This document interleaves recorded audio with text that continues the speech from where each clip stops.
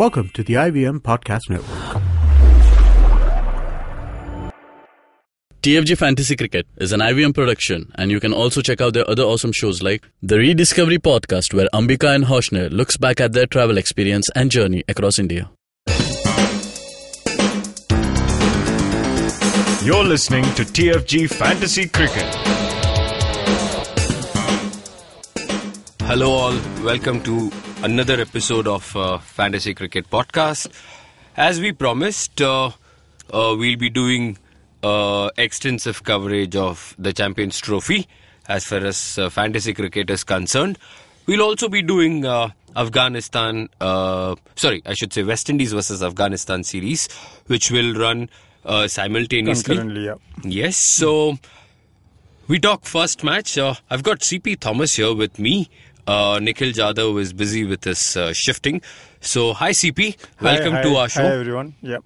So, what's your take on the Champions Trophy?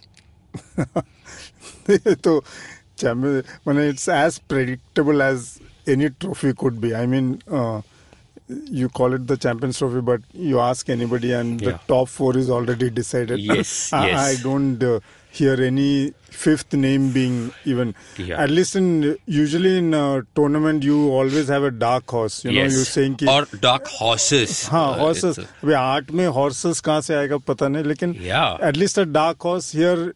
A team like New Zealand could be the dark horse. So that, though it's not the correct term to,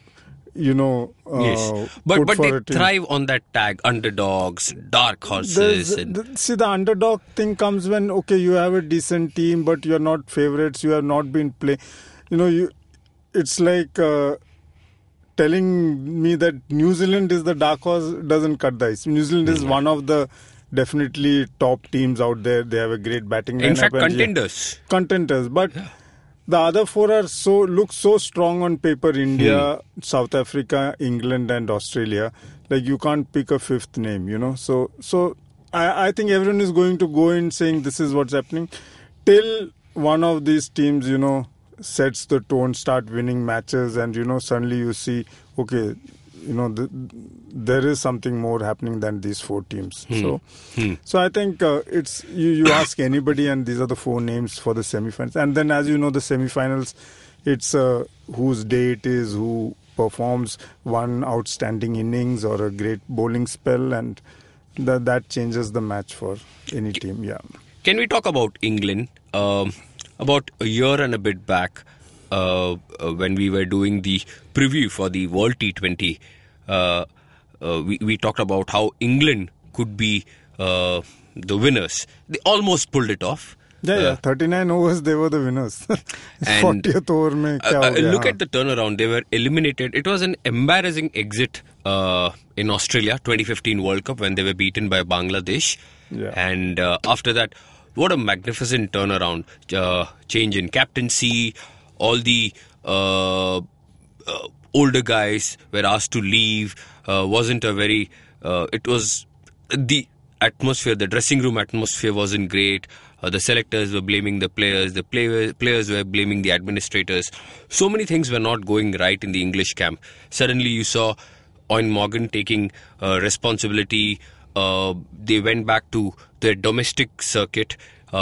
English by nature, they don't like to be unconventional, unorthodox. But this Irishman, Morgan, said, look, I need a bunch of guys who are ready to challenge the world by playing some outrageous cricket. I mean, you could say, yes, a dill scoop or a switch hit or a reverse sweep doesn't exist.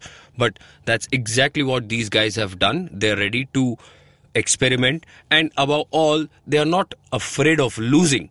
Yeah. And that's when Morgan, and credit has to go to Andrew Strauss, the director of English cricket.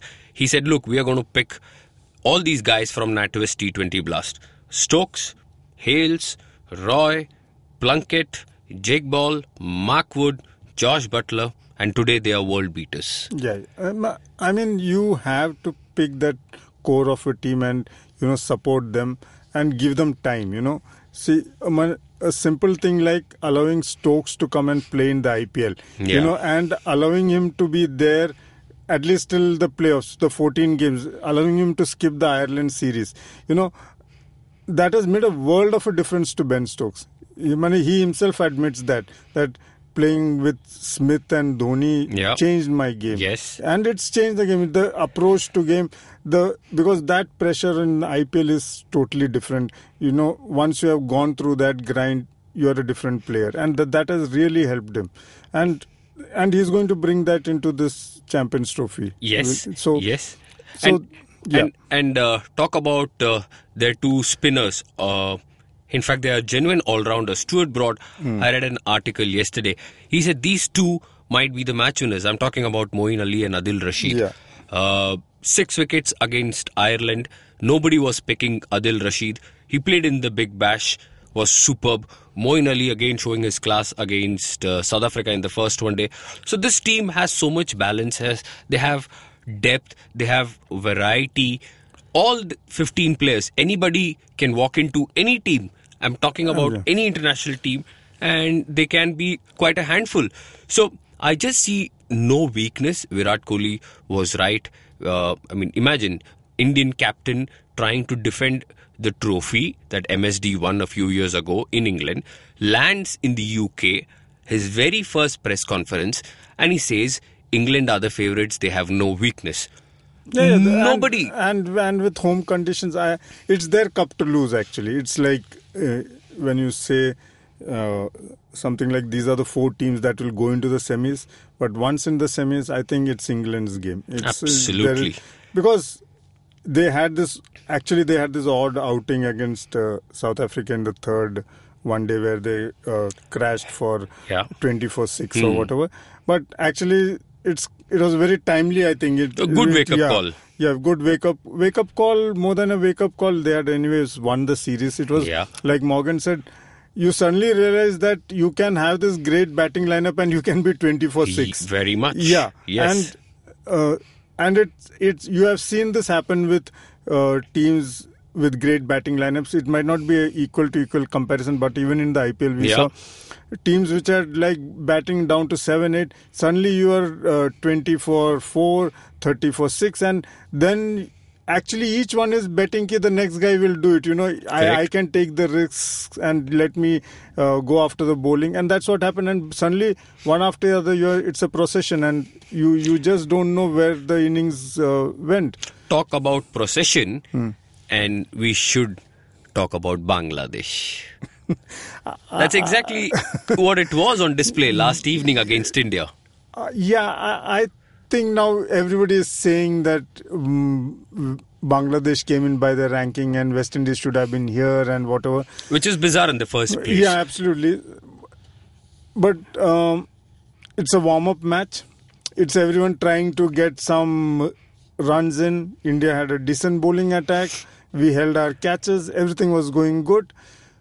Let's not read too much into it. Probably it's also done them good. Okay, guys, it's 50 overs. It's not 20 overs. Correct. People changing into... Everyone says, we are playing at the topmost level and we can adjust to formats and everything. But that adjustment has to be in the mind. You need to be able to say... Even in a 20-over match, nowadays you are realizing if the first 2-3 wickets go, from over 6 to over 12, people are actually building the innings. Yeah. And then waiting for the last 5-6 overs. Correct. So in a 50-over match, it's almost like a test match now when you compare it to a 20-over match. Yes. So these batsmen now, suddenly you need to dig in. You need to wait out. You can play 10 overs at a run rate of 4 runs. No problem. No problem. You can always make up. Yeah, but don't lose wickets. Yes. Because you can't bet on 7, 8, 9 to come and score. Because now 300 is like a 300 is a norm. Norm hai. Abhi to milta hi hai wo. Bilkul. So everybody is aiming for a 350. And if you need a 350, you can't expect 7, 8, 9 to do it. So you need 2 guys from the top 5 to perform. And those 2 guys have to stay at the wicket. And and because of the T20 format, you treat the last 10 overs like the last 10 overs of a T20 match. Yeah. But you can do that only if you have 5 wickets in hand or 6 wickets in hand. I agree. So I think for Bangladesh also yesterday's match, just like England with South Africa, they must have gone back and said, guys, good, it was batting practice, you are trying to hit strokes and everything.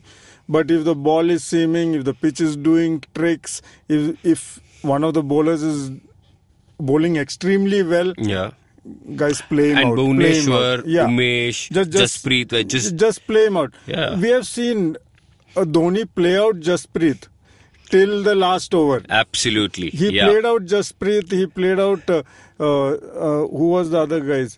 They were playing out Sunil Narine. Yeah. So you say ki 4 overs out of 20, let's play out the bowler. He's good. Let's not lose a wicket. In fact, the 6 that Dhoni hit off Bumrah at the Wankhede in that playoff, the cover drive 6, was the first ever 6 by Dhoni of Bumrah. Yeah.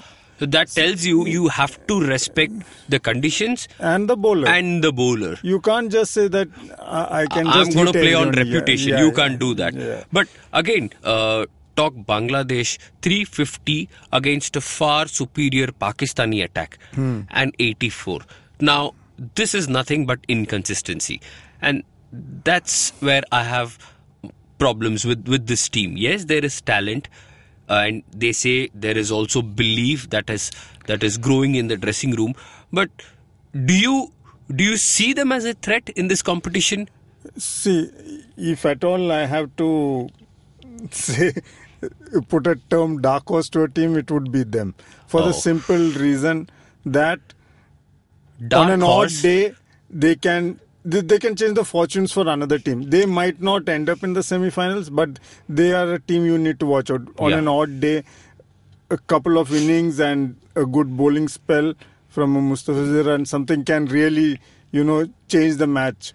So you need to be careful about them. You can't look at them and say, oh, they crashed out for 83 and they're mincemeat. No, it's not going to be like that. Yes. See, and also once the matches start, it's a different mindset that you're going in. Yeah. Because you're not going to be freely whacking the ball around, thinking that, okay, out ho gaya to bhi theek hai yaar. It's just a warm-up match. Let the next guy get batting practice. Yes. In fact, 30-35 minutes of poor cricket and you could lose a match. Absolutely. And the pressure can get to you. Yeah. And for a Bangladesh, even a Pakistan, there's nothing to lose in this tournament. So they are going to be playing fearless cricket. I would put Sri Lanka in that category as well. No expectation. In fact, Sri Lankan team has been ridiculed. People have mocked their approach. So when they start playing fearless cricket, it can really be dangerous for the other teams. So all these 4 teams which everybody is talking about who will reach the semis will have a bad day, and God forbid if it's with one of these teams. Yeah, yes. Because losing 2 points to Bangladesh, Sri Lanka, Pakistan, it's going to hit them. Yes. That's as good as being out of the tournament. Because the other guys are not going to lose that chance. Yes. It's going to be very, very important that you go in with respect for Bangladesh. Same with England, Bangladesh. England can't go in riding on their South Africa victory. No, they can't. Or Bangladesh's poor performance against India and Pakistan. So, absolutely. Yeah. So, though they are favorites, if they go in thinking that, okay, a great start to the tournament, a considerably weaker team, they have then lost it. It's going to be a bad day out for them. Yes, CP. I'll wait for you to finish. Yes. So I think that should be the basis on which any of these top teams should approach England, Pakistan, Sri Lanka and Bangladesh especially. New Zealand, you're going to go in knowing that you're playing a quality team. Yeah, even if you play good cricket, you can be beaten. Yeah, they're top of the world. Yes. We are just giving them, saying, okay, they won't be in the top 4 because the other 4 look very good. They just made a mockery of the Lankan bowling attack. Exactly. Chasing 350 in absolutely no time. 90 from Williamson, 100 from Martin Guptill, game over. Yeah, game over. That's it. And the high-class batsmen, high class. Any attack they can handle. Yeah, and they're all-rounders, match-winning. Corey Anderson, Jimmy Neesham. But let's stick to Bangladesh and England. I think England will start as the overwhelming favourites. They rested Ben Stokes. They also rested their leading pacer Liam Plunkett and Chris Wokes. All these guys are going to be back. This is my probable 11. I think the only player whose position is in question is Jason Roy.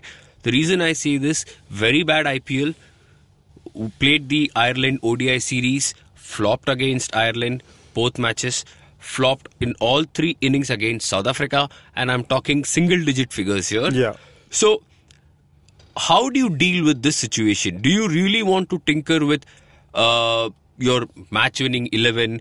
Jason Roy has been your leading run scorer. He gives you those rollicking starts in the power play. Do you drop him?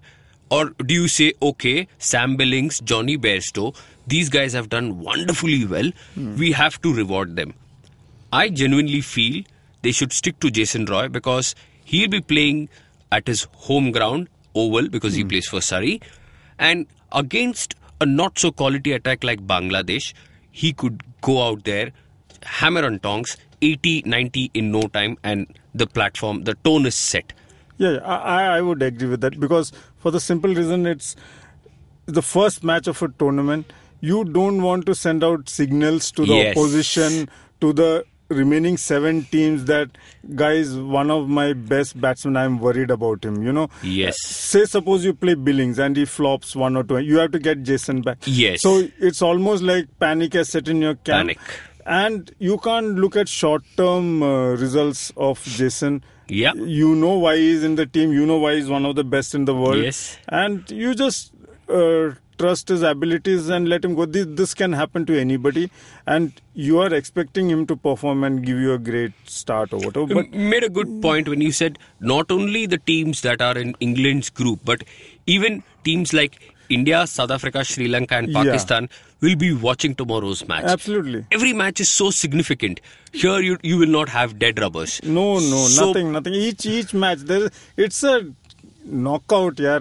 Chalu ho gaya, you can't lose a single match. Bilkul, it's as simple as that. Bilkul. You can't say ki I have 3 more matches to go because the moment you lose a match, you are like 10 points down. You know, the pressure on you is immense for the next match. Yes. Every point you put on the table just adds to your confidence and weakens the opposition's mindset. You know, they come in thinking, oh, these guys are already 2 points up. I need to win to match it up. Yes. So there's absolutely no doubt England not only will want to win, they'll want a crushing win. Win. Yeah, they just to set the tone, just to send the signals to the other team. If Virat comes and says this is the best team, they are the hosts, they have home ground. We have conditions. to prove it. They are, and if I do it, it only re-emphasizes the fact that Correct. I am the best. This is the team to beat in this tournament. Yes. So again, continuing their probable 11.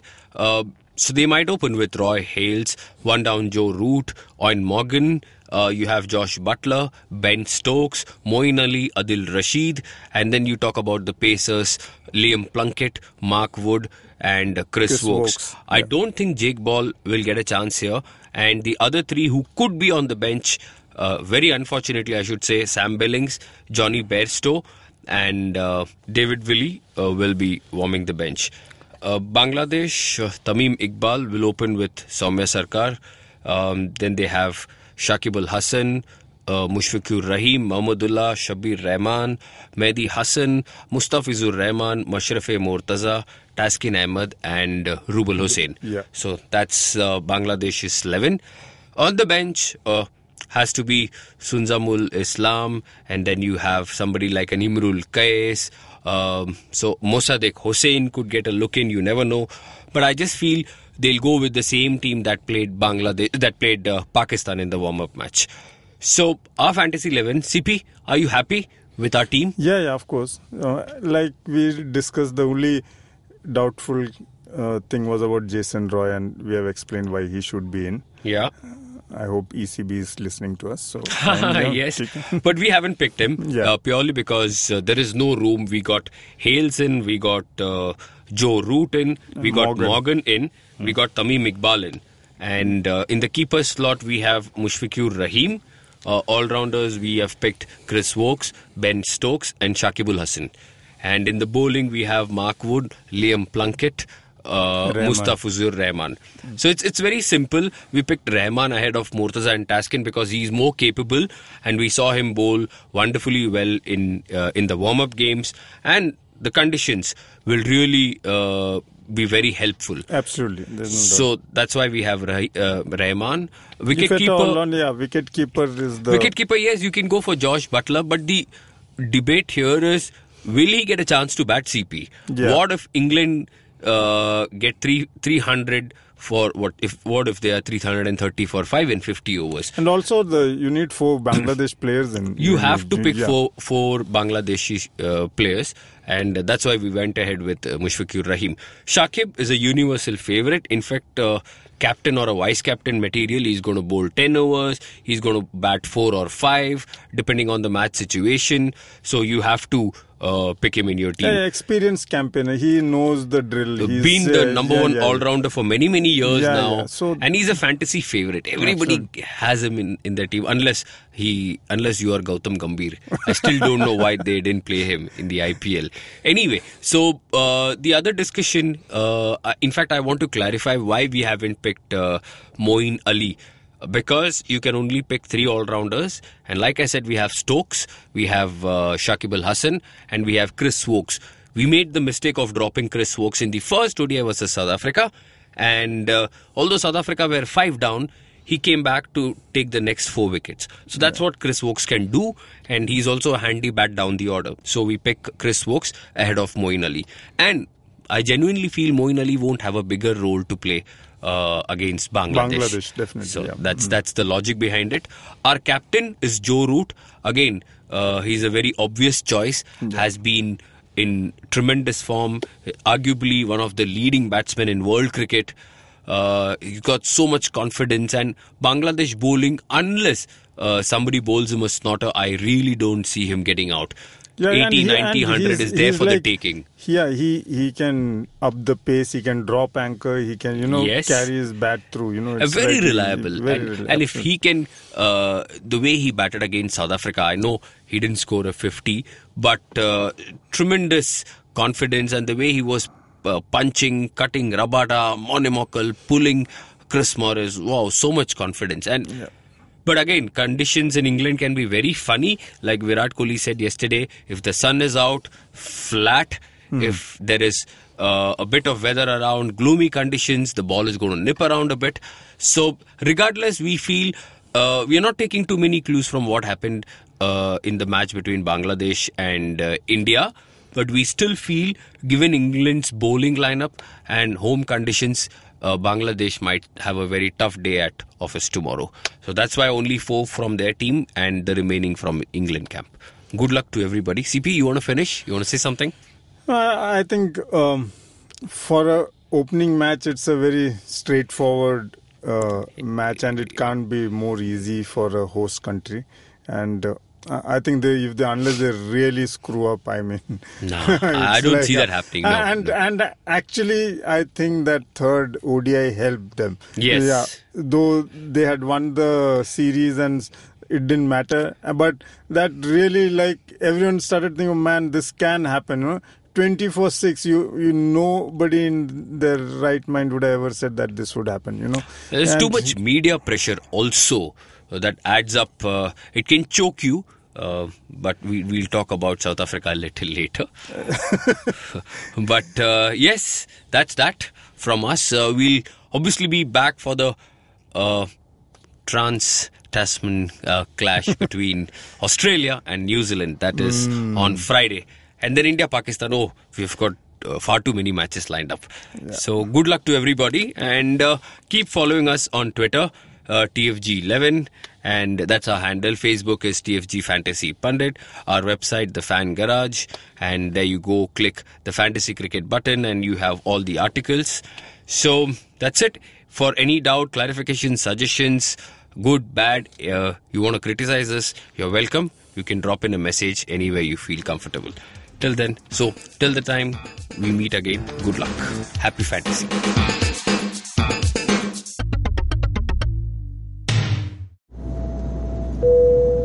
Good evening, ladies and gentlemen. This is your captain speaking. Sorry to say, but there's been a slight delay due to the apocalypse having suddenly begun. As you can see, there's death, destruction, and chaos taking place all around us. But don't you worry, food and drinks will be served shortly, and I would recommend checking out IVM Podcasts to get some of your favorite Indian podcasts. We'll keep you going till this whole thing blows over. Thank you.